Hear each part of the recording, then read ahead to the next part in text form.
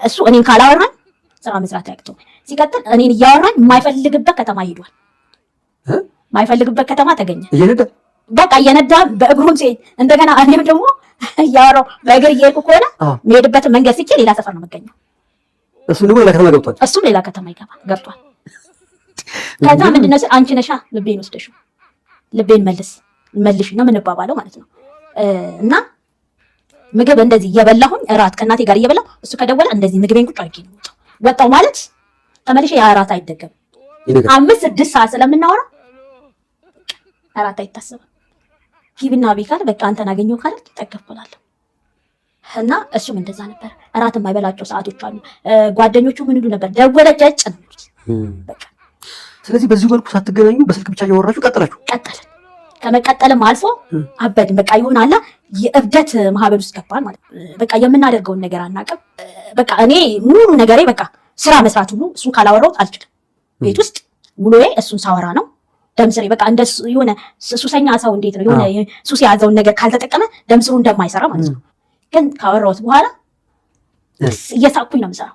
በቃ በእንደዚህ አይነት ሞመንት ውስጥ ለ10 ዓመት ቀጠልን ማለት ነው። 10 ዓመት ግን የሚገርም በየመሃሉ ስንት ዓመታችን እንደሆነ ታውቃለህ ነው የምንባባለው። እሺ አዎ 8 ዓመት ሆነን 9 ዓመት ሆነን 10 ዓመት አንቺ እኮ እምቢ ብለሽኝ ነው እንጂ አንድ ትልቅ ልጅ ይኖረናል ይለኝ ነበረ። 10 ዓመት ሳትገናኙ? 10 ዓመት ሳንገናኝ መልኩን ሳታዩ? መልኩንም ሳላቅ ያው እዚህ ድረስ ደርሻለሁ።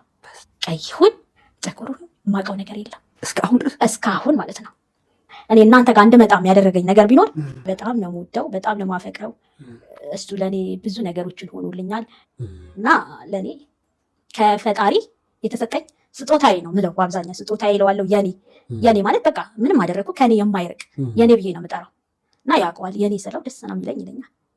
በቃ አንተን እኔ ብቻዬን አይደለም ማመስገን ያለብኝ፣ ፍቅሬን መግለጽ ያለብኝ በሚዲያ ነው እለዋለሁ። በውስጥ ያመቅኩትን እንደገና ቀን በቀን የሚያቃጥለኝን በህልም እየኖርኩት ያለሁትን የፍቅር ህይወቴን እውን የማደርግበት ሰዓት ነው ብዬ ነው የማስበው። የሚገርም ታሪክ ነው። የሚገርም አጋጣሚ ነው። በድምፅ ብቻ 10 ዓመት ሙሉ ፍቅርን እየገለጹ መቆየት በራሱ በጣም የሚያስገርምና የሚያስደንቅ ነው። በተለይ የእሱ ትዕግስት፣ ደግነት፣ የዋህነት በጣም የሚገርም ነው። ግን አንቺ እስቲ በለመዳችሁት ቋንቋ ይኸው መልዕክቱን ማስተላለፍ ትችላለች ለሱ። 10 ዓመት ሙሉ ማንነቴን ይሄን አልወደድም፣ አይፈልገኝም፣ ይንቀኛል ብዬ በማሰብ ነው እንጂ ለክፋት አይደለም። እኔም ወደዋለሁ። እሱ ከሚወደኝ በላይ ነው እኔ የምወደው። ዛሬ ላይ እውነቱ ደርሶ ማንነቴን ይኸው በሚዲያ ላይ አይቶኝ በእናንተ ፖድካስት አማካኝነት በኢትዮጵያ ሕዝብ ስም በጣም ይቅርታ ጠይቀዋለሁ። እኔም በተደጋጋሚ እኔ ለአንተ አልገባም ነበር ምለው።